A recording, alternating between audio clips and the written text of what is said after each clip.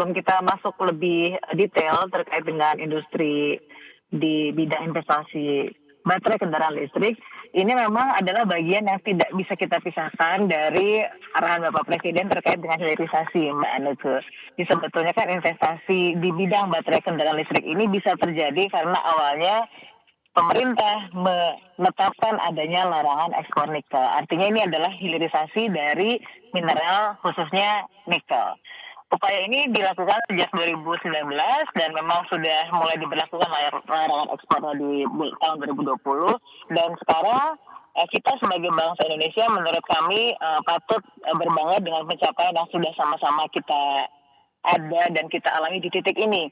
Kalau berbicara siapa saja pemainnya, nah izinkan saya sampaikan dulu data karena kebetulan Mbak Anneke kami baru menyampaikan kepada publik laporan realisasi investasi triwulan 3 dari hari Senin kemarin. Dan hasilnya di triwulan ketiga ini realisasi sebesar 307,8 triliun yang tumbuh year on year 42,1% dengan PMA-nya tumbuhnya adalah 54,9% atau setara dengan 168,9 triliun.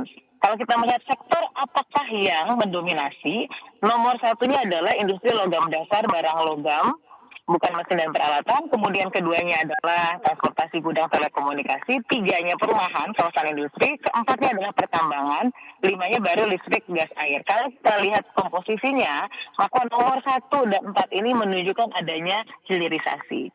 Jadi sekali lagi bahwa investasi baterai kendaraan listrik ini adalah satu di antara upaya hilirisasi yang dilakukan oleh pemerintah. Nah, kalau kita lihat Januari sampai September, alhamdulillah Mbak Anneke karena dukungan dari semua pihak, pemerintah pusat, daerah, para pelaku usaha dan juga teman-teman media, maka sudah tercapai 892,4 triliun atau setara dengan 74,4% dari target yang ditetapkan oleh Bapak Presiden sebesar 1.200 triliun. Jadi kita masih punya PR 25,6% lagi yang insya Allah Pak Menteri Bahlil menyampaikan kami optimistis selama kolaborasi dan sinergi terjaga dengan baik maka target tersebut dapat tercapai di triwulan 4 2022 ini. Dengan komposisi Jawa luar Jawanya juga dapat sama-sama kita bersyukur bahwa Jawa luar Jawa ini sekarang perimbangannya sudah semakin baik. Di luar Jawa 52,9% dan di Jawa 47,1%. Di manakah di luar Jawa yang mendominasi? Yaitu di Riau, Sulawesi Tengah, dan juga Maluku Utara. Dan ini kalau kita perhatikan adalah lokasi-lokasi tambang yang kemudian di sana dilakukan smelter sebagai hulu setelah diolah, dimurnikan, lalu kemudian baru menjadi prekursor, katoda, menjadi sel baterai kendaraan listrik, dan sampai ke recycle-nya atau daur ulangnya.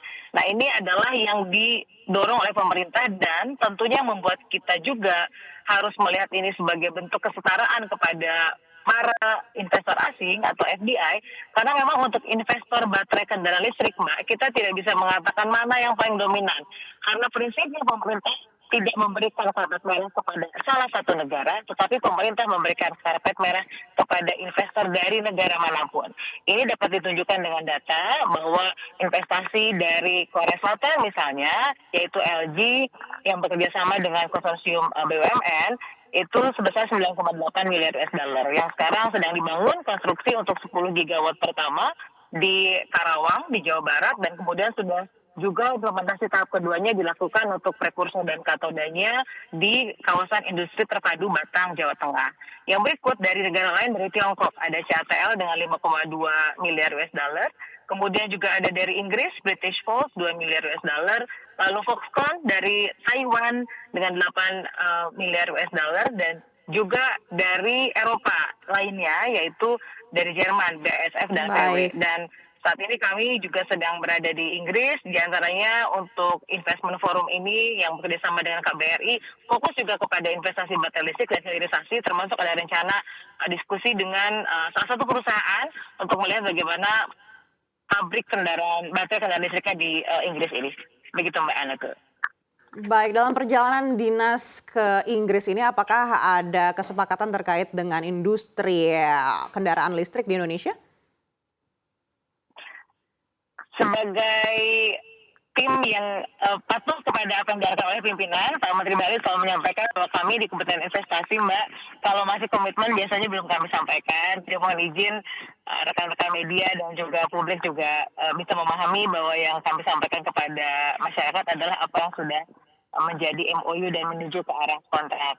Jadi kalau masih komitmen, kami berprinsip bahwa tentu para investor juga ada pilihan-pilihan harus sama-sama kita hargai, sehingga kalau belum istilahnya belum bungkus menjadi MOU, kami belum akan publikasikan.